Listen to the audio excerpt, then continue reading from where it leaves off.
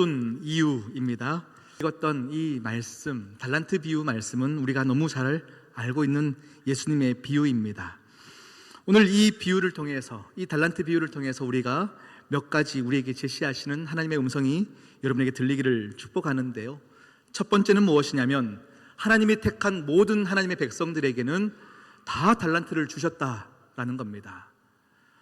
종을 불러 너는 5달란트, 너는 3달란트, 너는 1달란트, 너는 마음에 안 든다, 너는 안 주겠다 말씀하시지 않고 하나님께서 우리 모두에게 달란트를 주셨다라고 말씀하고 계십니다. 두 번째는 주인이 마지막에 돌아와서는 반드시 결산할 때가 있다라고 말씀하시는 거예요. 그냥 주고 마는 것이 아닙니다. 내가 너희가 이것을 주고 나서 반드시 돌아와서 계산하겠다, 결산하겠다 말씀하고 계십니다. 세 번째는 주인이 돌아왔을 그때에 착하고 충성된 종과 악하고 게으른 종이 나누어지더라라는 겁니다. 여러분, 중간지대는 없습니다. 착하면서도 게으르거나 악하면서 부지런한 종이 없이 이 우리의 인생 가운데 착하고 충성된 종이 있거나 악하고 게으른 종이 있다라고 말씀하시면서 5달란트를 통해서 5달란트를 남긴 그들에게 1달란트마저도 주시더라라고 말씀하고 있습니다. 여러분, 지금 우리가 살고 있는 시대는 양극화가 심각한 시대를 살고 있어요. 이 양극화가 심해졌다라는 이야기는 종말을 이야기하는 것이죠. 오늘 우리는 마태복음 25장을 읽었습니다. 24장의 내용은 무엇이냐면 예수님께서 종말에 관한 설명을 하고 계시는 거예요. 종말의 때는 어떻게 될 것이다 라고 말씀하시고요, 그 한 장 지나 25장은 종말에 관한 비유를 말씀하시면서 오늘 달란트 비유를 말씀하고 계시다라는 것입니다. 이 종말의 때는 양극화가 심해질 텐데 영적인 부분에서도 하나님을 만난 자는 더 하나님을 갈망하게 될 것이고, 하나님을 믿는다 말하나 종교적인 의식 가운데 허례허식으로 살아가는 자는 있는 것까지 빼앗긴다, 하나님은 우리에게 말씀하고 계시는 겁니다. 여러분, 지금 우리가 이 종말의 때를 살고 있는 우리가 오늘 이 달란트 비유가 은혜가 되기를 진심으로 축복합니다. 오늘 5달란트를 받은 자와 2달란트를 받은 자는요, 오늘 우리가 읽었던 성경의 본문에서는 나오지 않습니다. 저는 오늘 1달란트 받은 사람의 심경을 한 번 더 묵상을 하기를 원하는데요, 그 앞서 5달란트, 2달란트 받은 사람들은 바로 어떤 행동들이 나왔는지를 보기를 원합니다. 16절인데요 이렇게 말씀하십니다. 5달란트 받은 자는 어떻게 했다고요? 바로 가서 그것으로 장사하여 또 5달란트를 남겼다 설명하고 있습니다. 우리 그 다음 절을 보겠습니다. 2달란트 받은 자도 어떻게 했다고요? 그와 같이 하였다 라고 말씀하고 있어요. 즉시 가서 장사하였다 말씀합니다. 여러분, 충성된 사람은 절대로 머뭇거리지 않습니다. 미루지 않습니다. 주인이 원하시는 일에 그 마음을 알고 즉시로 행동하게 되어 있습니다. 여러분, 여러분의 삶을 돌아보십시오. 말씀을 받았습니다. 우리 삶 가운데 여러분의 그 다음 행동들은 어떻게 나타나고 있습니까? 1달란트 받은 사람은 그런데 왜 움직이지 못했을까요? 그 사람의 입장이 되어서 혹시 여기 계신 분들 안에서도 1달란트 받은 사람처럼 여전히 묻어두고 계신 분들이 있다면 오늘 이 시간 그 달란트를 꺼내어서 주님 오시는 날까지 아름답게 사용하시기를 축복합니다. 여러분, 하나님이 우리 모두에게 선물을 주셨습니다. 2가지 선물을 주셨어요. 우리 모두에게 주셨어요. 첫 번째 선물은 무엇이냐면 구원입니다. 구원입니다. 우리 에베소서 2장 8절 말씀은 이렇게 말씀하고 계십니다. 너희는 그 은혜에 의하여 믿음으로 말미암아 구원을 받았으니 이것은 너희에게서 난 것이 아니요 하나님의 선물이라 말씀하고 있습니다. 여러분, 우리가 구원을 얻은 것은 우리의 인맥 때문이 아닙니다. 우리의 노력 때문이 아닙니다. 전적으로 하나님의 은혜로 주어지신 것입니다. 할렐루야. 우리가 구하기 전에 하나님께서 이미 준비하신 것입니다. 나를 위해서 죽으셨다는 사실을 모를 때부터 예수님은 우리를 위하여 십자가에 죽으신 겁니다. 우리가 그분을 알지 못할 때부터 그분은 내 이름을 알고 계셨으며 나를 위한 인생의 놀라운 계획을 가지고 계셨다. 이것이 구원입니다. 그래서 어느 날 한순간에 깨달아지는 거예요. 와, 나를 구원하셨다니, 아무것도 아닌 나의 존재를 하나님이 사랑해 주셨다니, 그게 너무 감격이 되어지는 것이죠. 이 감격으로 말미암아 우리는 움직이게 됩니다. 살아도 주를 위해 살고 죽어도 주를 위해 살게 되어지는 것이 그 다음에 우리의 모습이 되어지는 겁니다. 그런데 구원받은 우리가 주님의 일을 너무 하고 싶은 거예요. 그런데 하나님께서 내가 너를 구원했으니 너는 나를 위해 살아라 명령만 하시고 그냥 내버려 두셨다면 우리가 어떻게 하나님의 일을 하겠습니까? 우리가 재주가 있습니까? 우리가 실력이 있습니까? 뭘 해야 될지 아둥바둥 모르는 우리에게 주님이 하나님의 일을 할 수 있도록 주신 것이 무엇이냐면 은사입니다. 할렐루야. 하나님께서 구원하신 모든 하나님의 택한 백성들에게 구원을 주신 이후에 하나님의 일을 감당케 하기 위해서 모두에게 은사를 주셨다 말씀하고 있어요. 제가 이렇게 신방을 가보면 어떤 교인들은 이렇게 말씀하십니다. 목사님, 저는 은사를 못 받았습니다. 저는 은사가 없습니다. 이렇게 말씀하시는 분들이 계시는데요, 성경에 보면 로마서 12장, 고린도전서 12장, 에베소서 4장은 은사장이라고 하고 있어요. 그 성경을 계속 여러분 보시면 어떻게 말씀하고 계시냐면요, 우리 모두에게 하나님이 모두에게 은혜를 주셨대요. 모두에게 은사를 주셨다라고 표현하고 있습니다. 그러니 은사가 없다라는 말은 잘못된 표현입니다. 혹 은사를 아직 발견하지 못했거나 은사가 아직 뭔지 모르겠거나 분명히 은사를 받은 것이 있는데 묻어두었던 우리만 있을 뿐입니다. 이곳에 있는 모든 여러분, 그 은사를 아름답게 사용하시기를 축복합니다. 우리 모두는 은사를 받았습니다. 믿으십니까? 다 받았대요. 얼마나 감사해요. 차이가 있다면 많이 받은 사람이 있을 것이고요, 적게 받은 사람이 있을 겁니다. 제가 이전에도 설교를 많이 들어보면요, 이 달란트 비유를 가지고 우리가 굉장히 목표지향적으로 말씀을 받았던 것 같습니다.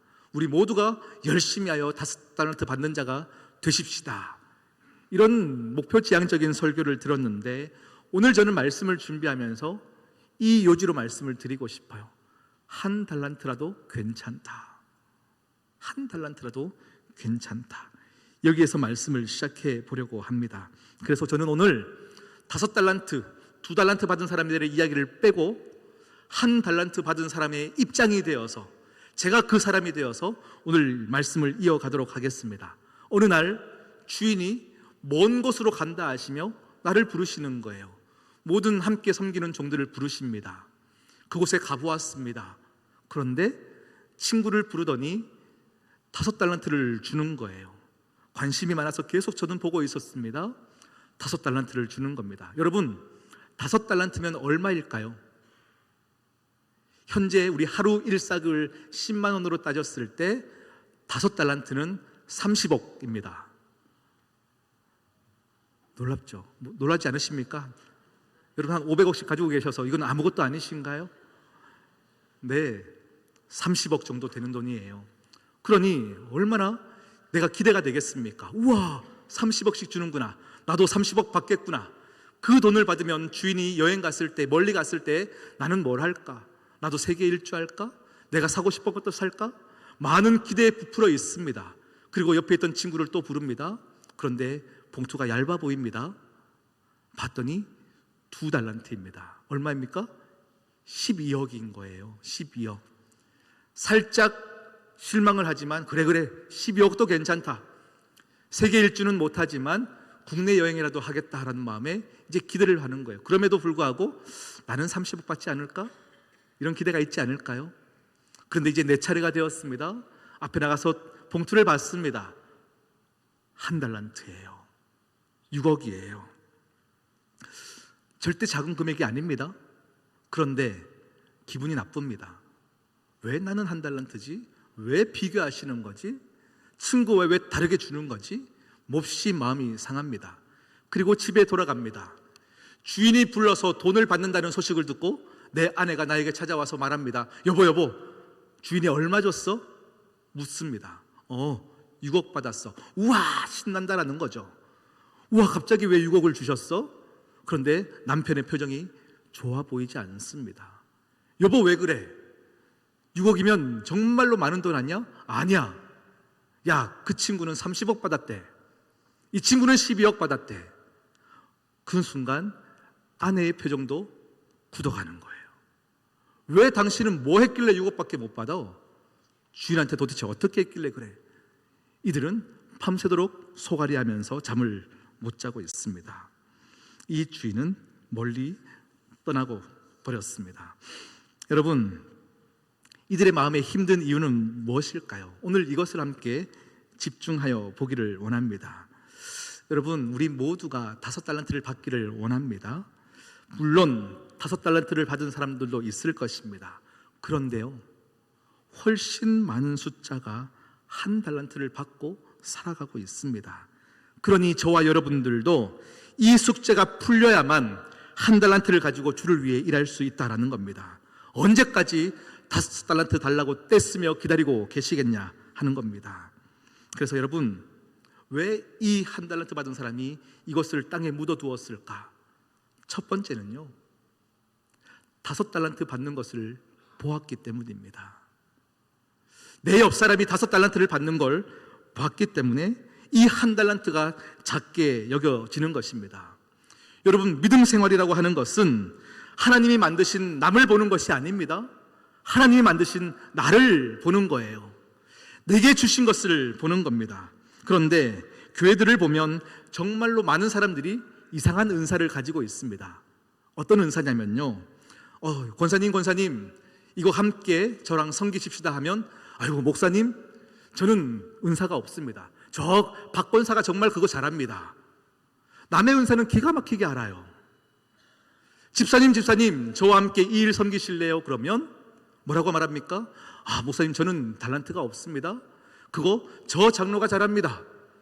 나의 은사는 모르지만 남의 은사를 기가 막히게 잘합니다. 희한합니다. 여러분, 이렇게 살짝 미소가 있는 거는 여러분이 그런 반응들을 하셨습니까? 네, 우리의 모습 가운데 그런 모습이 있을 때가 참 많이 있어요. 나에게 무엇을 줬는지 그것을 봐야 하는데 우리는 남을 봅니다. 남과 비교하기 시작하니까 내 것이 아무것도 아니다 여겨지는 겁니다. 제가 학창시절 때 한 영화를 보았습니다. 영화의 이름은 아마데우스 모차르트라는 영화였습니다.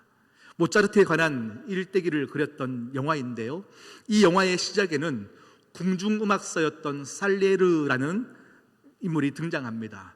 아마 음악가로서는 가장 높은 곳에, 궁중에서 할 수 있는 가장 높은 곳에 올랐던 재능이 있는 살리에르였습니다. 그런데 그가 많은 사람들에게 칭송을 받으면서 성공의 자리에 올랐는데 어느 날 혜성같이 모차르트라는 인물이 등장합니다.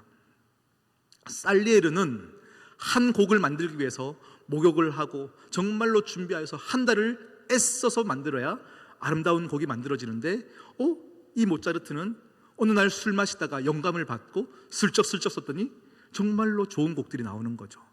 그때부터 어떻게 합니까? 저 녀석만 없었다면 내가 관심 받는 건데, 내가 칭송받는 건데, 이렇게 얘기하는 거예요. 여러분, 실제적으로 역사적으로요, 이 살리에르는 굉장히 위대한 사람이었습니다. 그의 제자, 그가 키운 제자가 누가 있냐면 베토벤이 있습니다. 슈베르트가 있습니다. 하이든이 있습니다. 모두가, 우리가 알고 있는 그 사람들이 이 살리에르를 통해서 음악을 배워왔습니다. 대단한 사람이죠.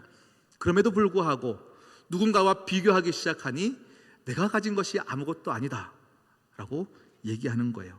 그래서 요즘 이렇게 상담 심리학에 보면요, 살리에르 증후군이라고 있습니다. 이것이 무엇이냐면 1인자를 쫓아가는 2인자가 내가 가진 것이 아무것도 아니다고 착각하는 이 증후군이 살리에르 증후군이라고 합니다. 이 영화에서 결론은 이러합니다. 이게 사실인지는 모르겠어요. 이 영화의 결론은 이 살리에르가 모차르트를 죽입니다. 그리고는 하늘을 바라보며 하나님께 이렇게 대꾸합니다. 하나님, 내가 왜 저 모차르트를 죽인 줄 아십니까? 당신이 실수로 저 머저리 같은 녀석에게 천재적인 재능을 주었기 때문입니다. 이렇게 얘기하며 사탄의 미소를 지으며 영화가 끝나게 되어집니다. 여러분, 뭔가 살벌하죠. 그런데 오늘날 여러분, 우리 교회의 모습이 어떻습니까? 나보다 더 좋은 것을 받은 자들을 보며 우리 안에 미움이 생기지 않습니까? 5달란트를 받은 자 때문에 내가 가진 것이 아무것도 아니다 생각하여 묻어두고 계신 분이 계시지는 않습니까? 우리 모두가 최고의 자리에 올라야만 된다고 생각하는 그 착각 때문에 평범한 자리 가운데서 하나님의 역사를 나타내고 싶어 하시는 그 하나님의 계획들이 우리 안에 아무것도 아닌 것처럼 느껴질 때는 없습니까? 두 번째, 이 사람이 땅에 묻어두었던 이유는 무엇이냐면 주인과의 관계가 썩 좋지 않았다라는 것을 볼 수 있습니다. 오늘 24절 말씀을 한 번 더 보기를 원하는데요, 1달란트 받은 자는 와서 이르되 주인이여 당신은 뭐라고요? 굳은 사람이라 하면서 주인에게 막 화를 내고 있는 겁니다. 당신은 굳은 사람입니다. 이 말이 무슨 말입니까? 당신은 인색한 사람입니다. 그러니 내가 이 돈으로 혹시 장사해서 손해를 보면 당신이 나를 혼낼 거 아닙니까? 그러니 나는 장사를 하지 않았습니다 라고 하면서 주인을 오해하고 있습니다. 여러분, 신앙생활은 하나님과의 관계를 정립해 가는 것이 신앙생활입니다. 하나님과의 오해를 푸는 것이 신앙생활입니다. 아무리 똑똑한 자녀라도요, 무서운 아버지 밑에 있으면 길을 못 펴는 거예요. 그런데 아버지께서 이렇게 얘기합니다. 뭐든지 해봐. 이 아빠가 다 커버해 줄게. 네가 하고 싶은 거 다 해봐. 그러면 정말로 자녀들이 내가 가진 것보다 더 열심히 하게 되어집니다. 시편에 보면 하나님을 향하여 이렇게 말씀하십니다. 여호와는 자비하시고 여호와는 은혜로우시며 여호와는 노하기를 더디하시다 말씀하고 있습니다. 우리가 우리 인생이 잘 되기를 원하는 마음보다 하나님께서 내가 잘 되기를 원하시는 마음이 더 크신 거예요. 그러니 우리를 응원하시면서 계속 해보라 말씀하고 계시는데요, 우리가 하나님을 오해해버리니까 묻어두는 겁니다. 만약에 아버지와의 관계가 너무 좋다면 우리는 어떻게 반응하겠습니까? 하나님, 내가 해보겠습니다. 혹시 손해보더라도 이해해 주시죠? 하나님 더 많이 가졌었으니까요. 허허허. 이런 반응이 아닐까요? 아마 이 종은 주인과의 관계가 좋지 않았습니다. 저의 삶을 돌아보았습니다. 저도 1달란트의 인생으로서 하나님을 원망했던 시절이 있었습니다. 학창시절 아버지의 사업의 부도로 통하여서 많은 빚을 받았어요. 군대를 갔다 왔는데도 경제적인 어려움 때문에 복학을 못하고 있어요. 친구들이 다 복학하는데 교회 가면 친구들 어머님들이, 권사님들이 저를 바라보는 눈빛조차도 너무 싫었어요. 하나님, 힘든 이유를 알겠는데 그게 왜 나여야 합니까? 다 복학하면서 저렇게 학교 다니면서 했는데 나는 수년 동안 지금 뭐 하고 있는 겁니까? 새벽에 인력시장 나가서 노가다를 하는 내 손을 보면서 하나님, 내 인생은 왜 이렇습니까? 이렇게 하나님을 원망했던 시간들이 있었어요.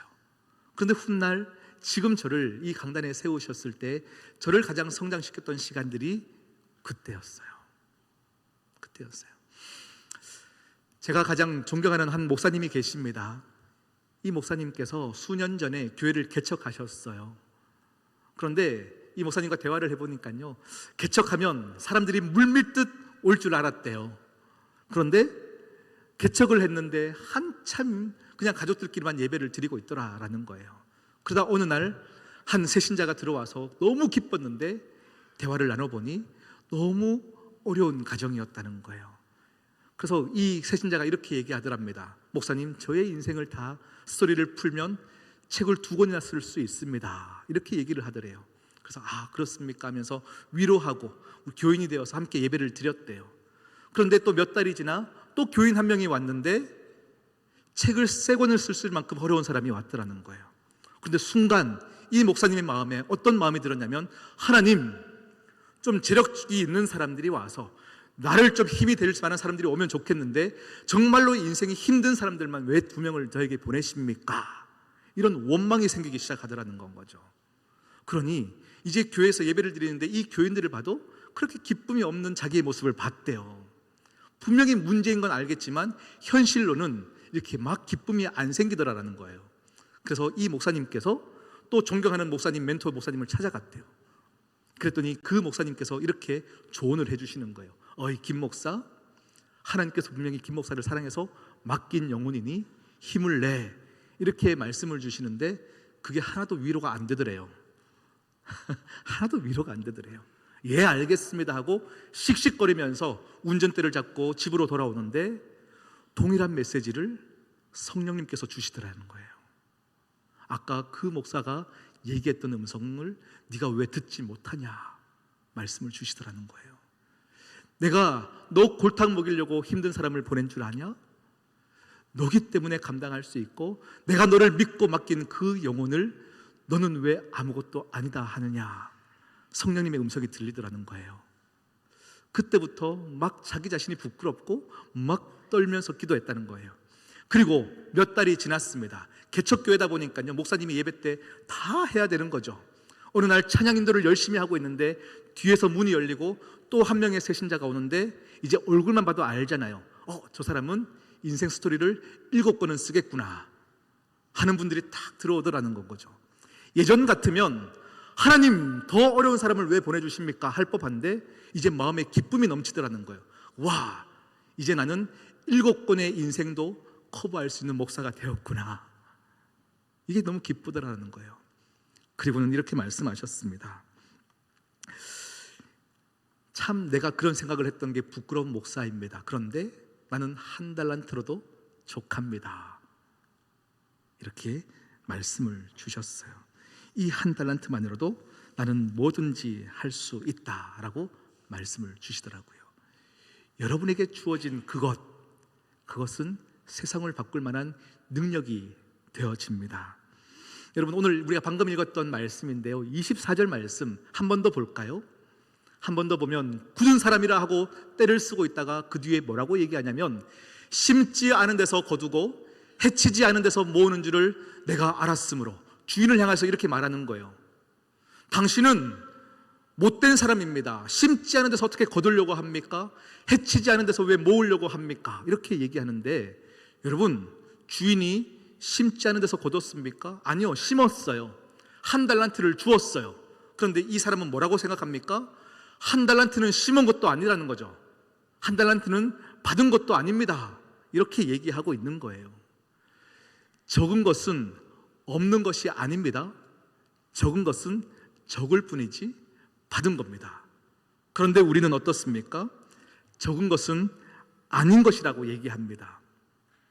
오늘 말씀의 결론을 내면서 제가 또 영화 얘기를 잠시 하겠습니다. 제가 참 감명 있게, 그래서 몇 번이고 봤던 영화입니다. 포레스트 검프라는 영화입니다. 톰 행크스가 주연으로 나옵니다. 그 영화를 보면 태어날 때부터 홀 어머니 밑에서 전응아로 자라는 아이입니다. 걸음을 잘 못 걷습니다. 의족이 없으면 걸을 수 없는 아이였습니다. 시간이 지나 자라 초등학교를 입학하는데 이제 스쿨버스를 타고 학교를 등교합니다. 그런데 안에서 친구들이 분명히 자리가 있는데 앉으려고 하면 자리를 내주지 않습니다. 안 돼, 여기 자리 있어, 주인이 있어 하면서 아무도 자리를 내어주지 않습니다. 그때 저기 뒤에서 이쁜 소녀의 목소리가 들립니다. 여기 앉아, 여기 자리 있어 라고 얘기하는 제니라는 여자 친구가 이제 자리를 내어주는 거죠. 그때부터 포레스트와 제니는 가장 친한 친구가 되어집니다. 제니의 말이면 무조건 순종하기로 마음을 먹는 거예요. 그렇게 또 둘이 시간을 지나 고등학생이 되어집니다. 포레스트는 걸음이 우둔합니다. 쉽게 걸을 수 없습니다. 길을 걷는데 뒤뚱뒤뚱 허둥지둥 막 걷고 있는데 뒤에서 친구들이 트럭을 몰면서 빵빵거리는 거예요. 야, 포레스트 더 달려봐, 야, 자리 비켜 하지만 당황하지만 식은땀을 흘리면서도 뒤뚱뒤뚱 걸어가는 거예요. 그때 저 멀리서 제니의 음성이 들립니다. 포레스트 달려, 지금 당장 달려, 이렇게 얘기하는 음성을 듣습니다. 그때 포레스트가 중요한 한 가지를 버립니다.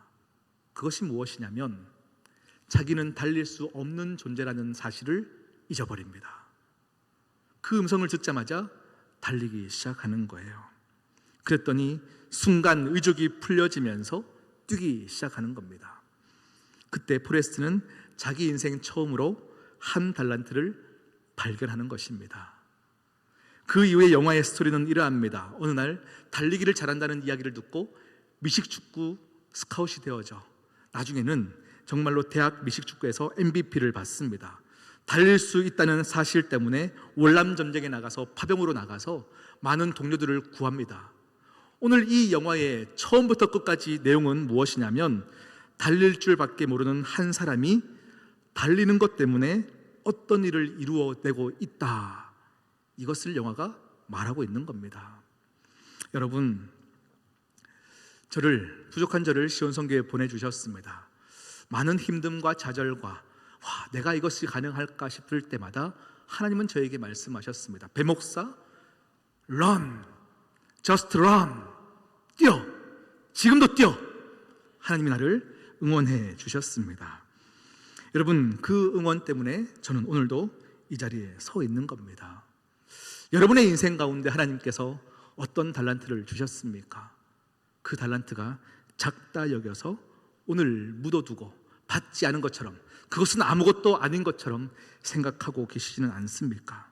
한 달란트만으로도 얼마든지 달려갈 수 있습니다. 그 한 달란트만으로도 얼마든지 하나님의 역사를 만들어낼 수 있습니다. 아니, 그 달란트 때문에 여러분은 하나님의 역사를 보게 될 것입니다. 여러분, 묻지 마십시오. 오늘 다시금 꺼내어 하나님의 영광을 위해 사용하십시오. 그거면 충분합니다. 그거면 충분합니다. 할렐루야. 우리 함께 기도하실까요? 하나님 아버지, 참 감사합니다. 하나님을 오해했습니다. 다른 사람과 비교하여 내가 받은 것이 아무것도 아니라 생각하였습니다. 하나님께 받은 것을 부끄러이 여겼습니다. 오늘 이 시간 이 말씀을 내 영혼으로 받습니다. 내 가슴에 받습니다. 이것이 나를 살리는 은혜인 줄 믿사오니 다시금 꺼내어 주님의 영광을 위하여 달려가게 하여 주시옵소서. 이 모든 말씀 예수님의 이름으로 기도드립니다. 아멘.